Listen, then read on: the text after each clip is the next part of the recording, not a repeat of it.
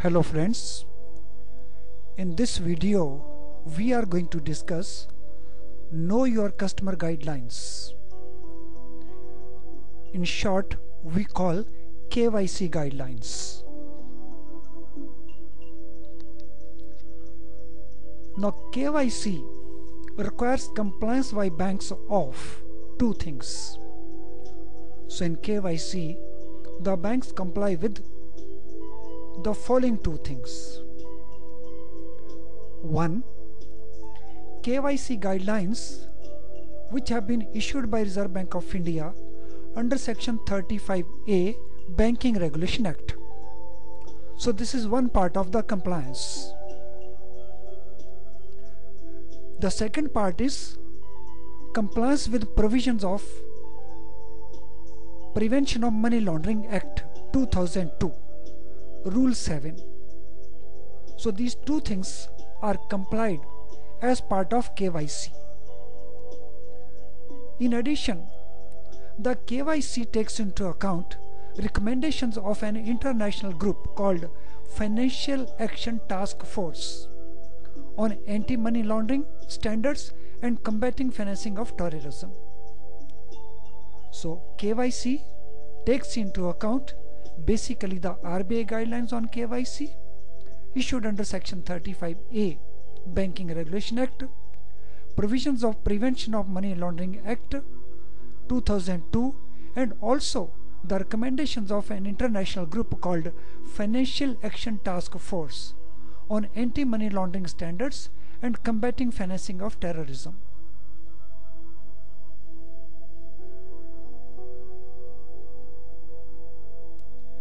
What is the objective of KYC?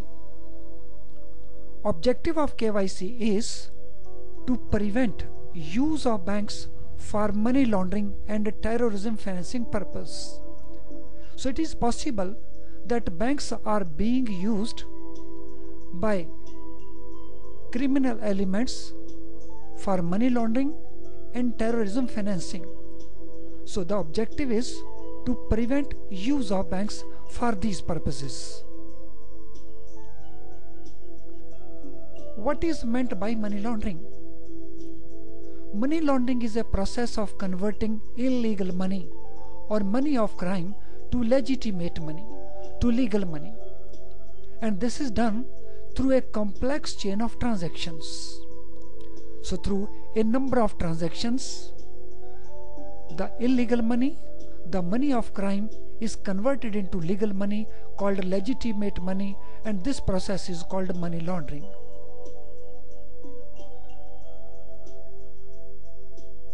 Who is the authority in India that tracks money laundering? So authority to track money laundering in India under PML Act is Financial Intelligence Unit India. In short, we call it FIU India. And it is working under Ministry of Finance, Government of India. Now, what are the important aspects of RBI KYC policy? So, RBI's KYC policy takes into account four important aspects. One of them is called Customer Acceptance Policy.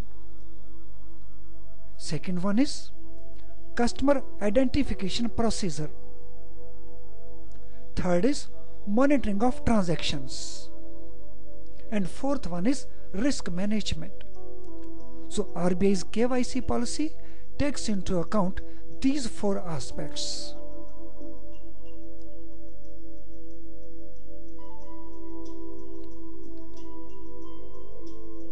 What are the obligations of banks under PML Act? So let us see the obligations of banks under Prevention of Money Laundering Act. So there are different types of obligations.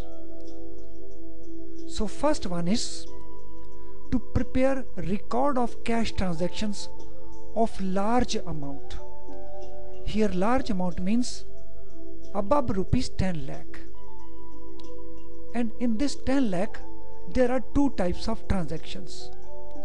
One, single transaction of above rupees 2 lakh, or total of monthly transactions, debit separate, credit separate. So total of monthly transactions above 10 lakh. So these two types of transactions are considered for the purpose of keeping these records.